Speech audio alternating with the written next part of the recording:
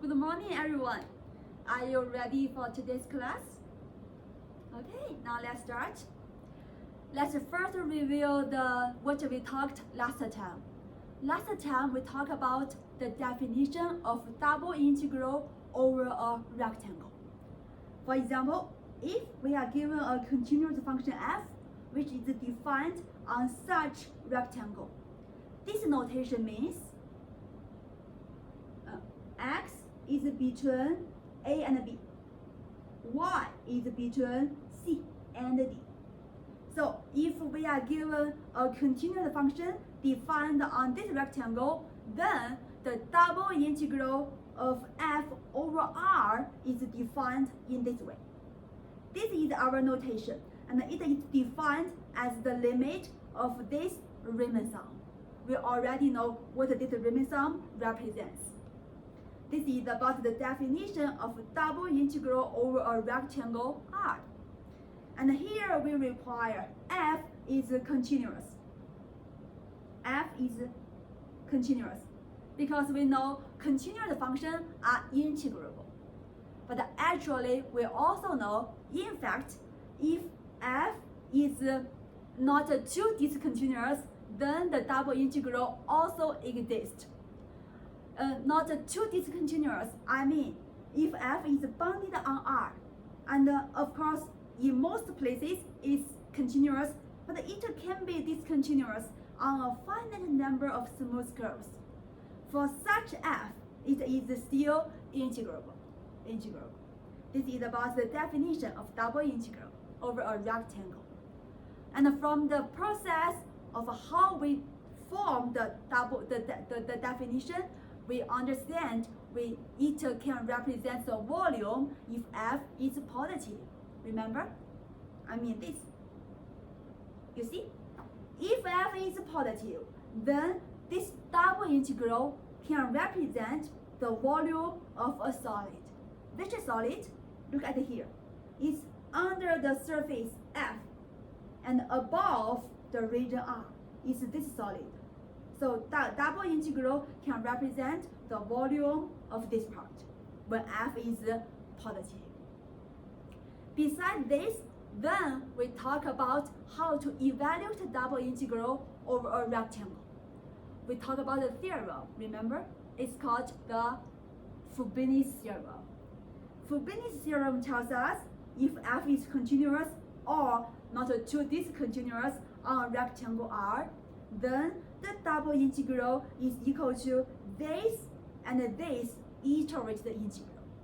They are called iterated integral. When R is a rectangle, then the double integral is equal to either iterated integral.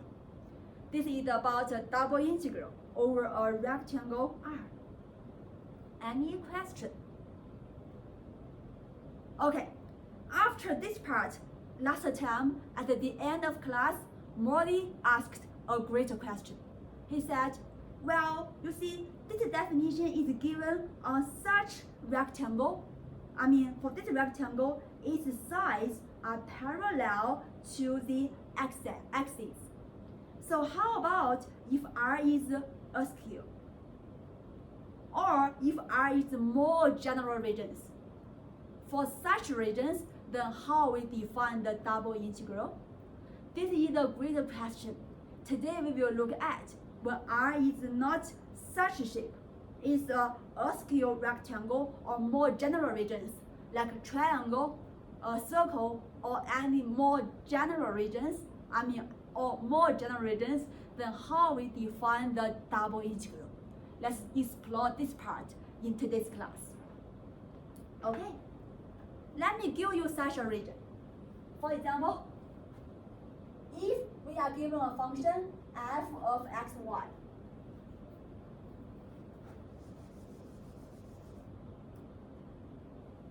f of xy is continuous or most continuous, and xy belongs to D. But in this case, D is not a rectangle, it's a more general region. For example,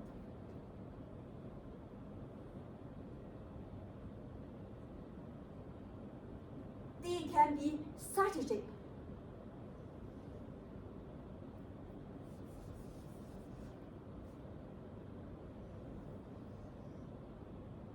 For example, this is the region D. Then we want to know, for such D, how to define the double integral. What we already know is how to define that. What we already know is the definition when the region is a rectangle. But right now, it's a general region. So how to define this new double integral? What we can use is what we already know. I mean, what we can use is if the region is a rectangle. Therefore, can you connect a rectangle with this general region?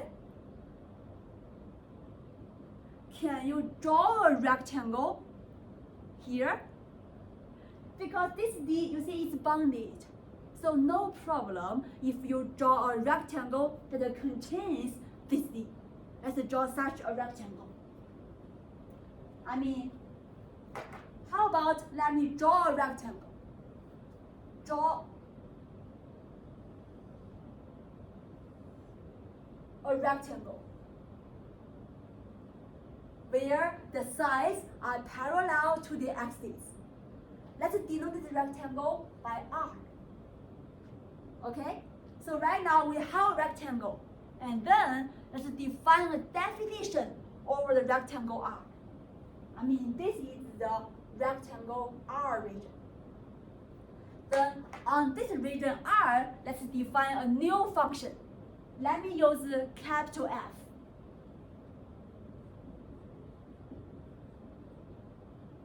Capital F, this new function is defined as a piecewise defined function.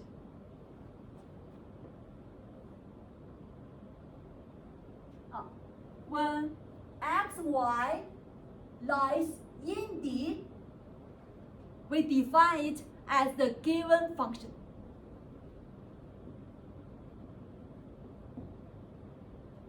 I mean, this part.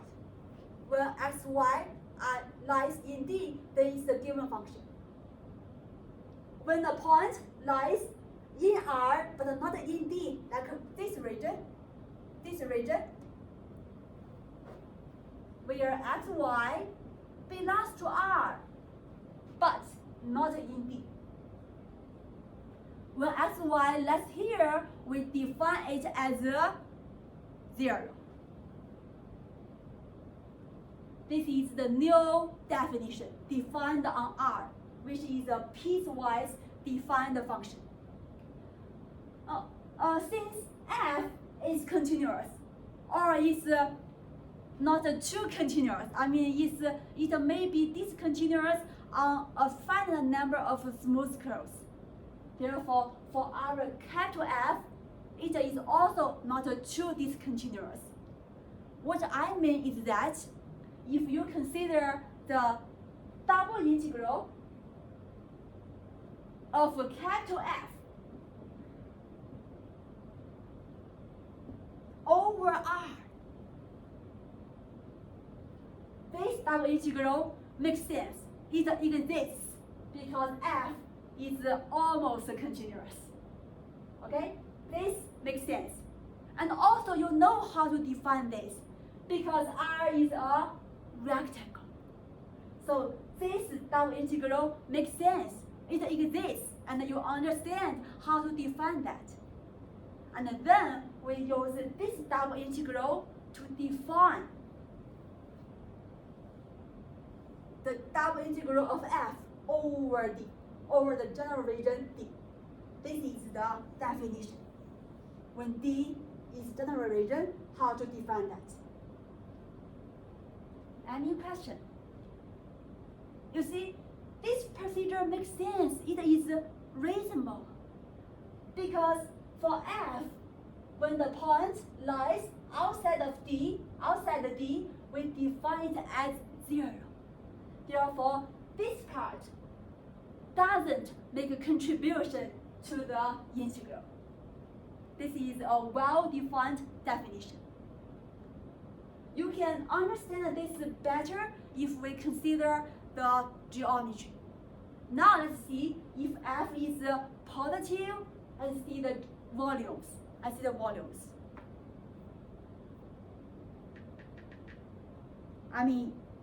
You see? Let's look at the first figure. Here, you see here f is positive, and this is the general region D.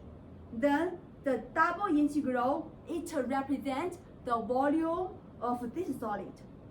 The volume of the solid below the graph of f and over D.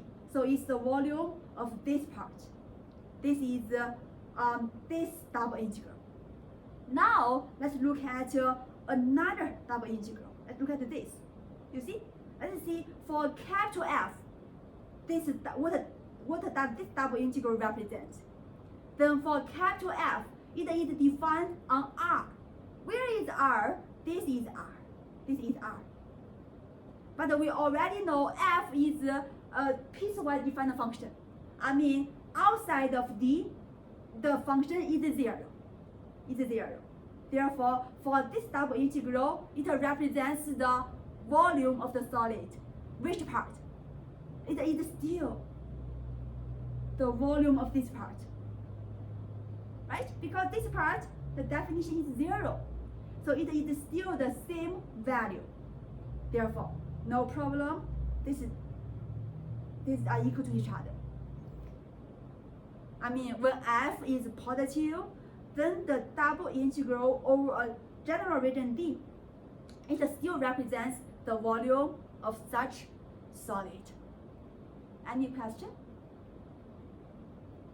Okay, so this is about how to define double integral if D is general region.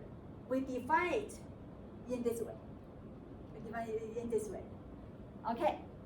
Right now we already know how to define double integral over a general region, and then similarly we want to see how to evaluate double integral if D is a general region.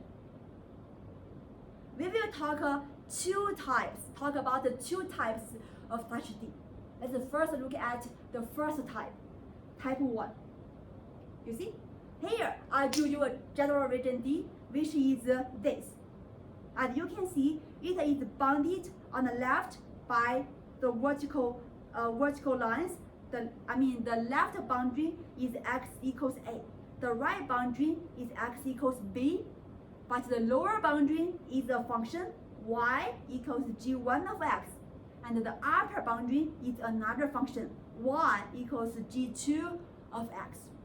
This is not a rectangle, it's a general region. But for this general region, do you know how to evaluate the double integral with the definition? Can you have a try? So you first have a try. Discuss with your classmates how to evaluate the double integral if D is such region. Use the definition. Use a rectangle outside. And also use the properties we learned about integrals. Can you get the expression? This is for type 1. After type 1, we will talk about the type 2. But again, first of all, can you guess what the type 2 looks like? And then for type 2, how to evaluate the double integral. Again, you first have a try, and later we will talk about this together. Okay? Have a try.